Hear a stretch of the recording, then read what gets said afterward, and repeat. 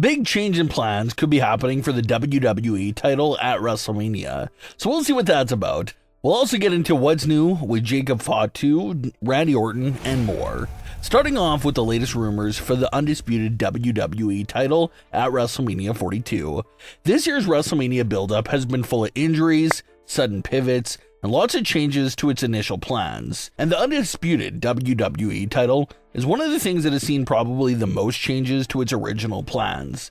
Coming out in November 2025, WWE was set on having Cody Rhodes versus Roman Reigns. Round 3 is night 2 of WrestleMania 42 main event. They were so locked in on this plan for the WWE title that they literally teased a Roman and Cody confrontation at the end of War Games match. But as 2026 came into play, they decided to scrap all plans for Cody versus Roman due to the fear that the fans might get tired of seeing that matchup again for a third time at WrestleMania over the last 4 years. So they pivoted the WWE title and it was put on Drew McIntyre. And the new rumored plan at WrestleMania 42 for the WWE title then became a triple threat match between Cody Rhodes, Drew McIntyre, and Jacob Fatu. WWE heavily hinted at this triple threat matchup as Saturday night's main event on several editions of Smackdown. And with Cody, Drew, and Jacob constantly being involved with each other in recent weeks and always exchanging attacks amongst the three of them, it looked like this was still going to be the plan. But according to a new report from WrestleVotes, it's possible that even the triple threat match could now be off the table. It's now being reported that the company could allegedly be leaning more towards a huge multi-man match for the WWE Undisputed title at WrestleMania 42, where a combination of the main event superstars from SmackDown could be involved in the match. One of the potential scenarios includes a massive six-pack challenge, where it could be Drew McIntyre versus Cody Rhodes versus Jacob Fatu versus Randy Orton versus Sami Zayn versus Aleister Black for the WWE title at WrestleMania. The report also claims that a fatal four-way is possible with Drew McIntyre, Cody Rhodes, Jacob Fatu, and Randy Orton. They also claim that there's still a slight chance that they could go with the triple threat match between Drew, Cody, and Jacob. The one thing that the report does promise is that it will not be a simple singles match at WrestleMania 42 for the WWE title. It will not just be Cody Rhodes and Drew McIntyre one-on-one again. It will be a multi-man match of some sorts, which could be a triple threat match, a fatal four-way, or that massive six-pack challenge. So no matter what of the multi-man matches they decide to go with, it should be an exciting match either way. A lot of fans were fearful and dreading another singles match between Drew and Cody. Both men are phenomenal talents, but they've been feuding with each other since last August. Plus, they had a pretty great finale with the 3 Stages of Hell match back in January. So fans don't really want to see yet again another singles match between Drew and Cody. So throwing in another men into the mix, along with Drew and Cody being in the match, does give it that fresh feeling of being interesting in a new matchup, so that is a big plus. The concerning part about the multi-men WWE title match at WrestleMania 42 is probably the logical issue that will come with the Elimination Chamber. The winner of Elimination Chamber has to go through this long and painful match, outlast the other 5 men, and win the whole thing, just to earn a WWE title match at WrestleMania 42. So it's going to be a little messed up if the Elimination Chamber winner does not get a fair shot at the WWE title at WrestleMania 42 and has to share his opportunity to 3, 4, or 5 other guys at WrestleMania. How can these other guys in the six-pack challenge get the same exact opportunity that the Elimination Chamber winner gets when they themselves did not win the Elimination Chamber? That's probably the biggest logical issue here for the six-pack challenge at WrestleMania 42. It basically makes the Elimination Chamber match seem a bit pointless if 4 other guys are just going to get the same opportunity as the winner of the Chamber match. It kind of really makes you wonder what's even the point of winning the Chamber if 6 guys are going to be involved in the title match at WrestleMania. So from that point of view, it doesn't make much sense, and they're going to need a pretty great storyline and narrative to explain why so many people are getting added to the WWE title match at WrestleMania. If it's just Jacob that gets added to the triple threat match, that could definitely work and be an easier one to explain within the story.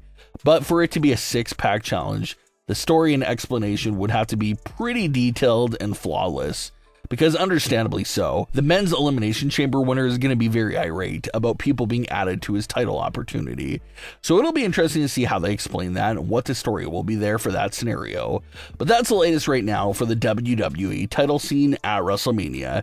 It's a real chaotic road to WrestleMania where everything appears to be up in the air. It was reported that they still have no idea a few weeks ago about who Jade Cargill was facing at WrestleMania, but they'll have no choice but to reveal that at Elimination Chamber, and Brock Lesnar is hosting a WrestleMania Open Challenge, which once again seems to be them buying time to decide who his opponent will be.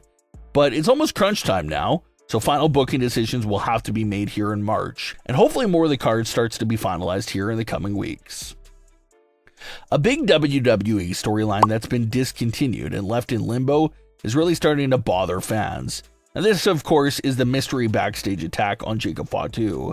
Late last fall, Jacob was brutally attacked backstage right before he was set to face Drew McIntyre in a #1 contenders match for the WWE title. They showed the whole scenario of the attack on camera.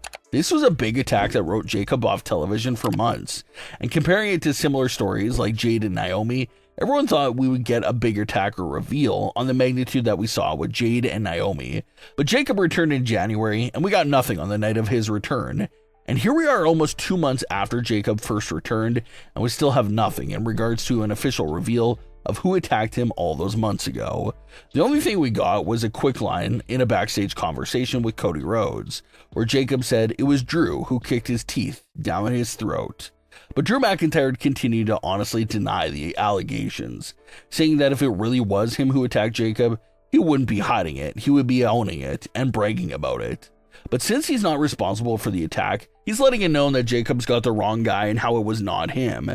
And Drew McIntyre appears to be telling the truth. What he said is very true. If it was him, he wouldn't care and would tell Jacob to his face that he did it. But it wasn't Drew McIntyre and he had no part in it. And oddly enough, this is where the storyline has been paused at since late January. There's been zero progression in the discovery of the Jacob Fatu attacker since Drew turned down the allegations. And fans find it so strange that WWE can leave such a big mystery and storyline in limbo like that with no clear answers or continuation.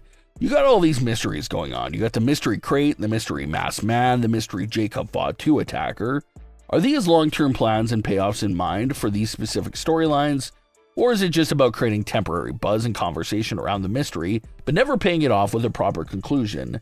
Because what happened with Jacob's mystery attacker is horrific storytelling if we just never get a clean answer about who actually did it. And it feels like they kind of missed the boat for the reveal as well. Getting the reveal on the first night Jacob was back, or even the following week, would have kept the momentum going nicely. But Jacob's been back for so long that it doesn't feel like it matters anymore who attacked him. It seems like they came up with a backstage attack angle to write Jacob off, but it looks like they couldn't come up with a decision about who actually was responsible for the attack, so they quietly just dropped the story and never revealed it, which is very unfortunate and the most anticlimactic ending for a mystery-focused storyline. We'll have to see if they ever do decide to make that reveal in the future and revisit that story. But what are your thoughts on today's stories? Leave your comments below. Don't forget to subscribe with all notifications on, and leave a like if you enjoyed. Thanks for watching, guys.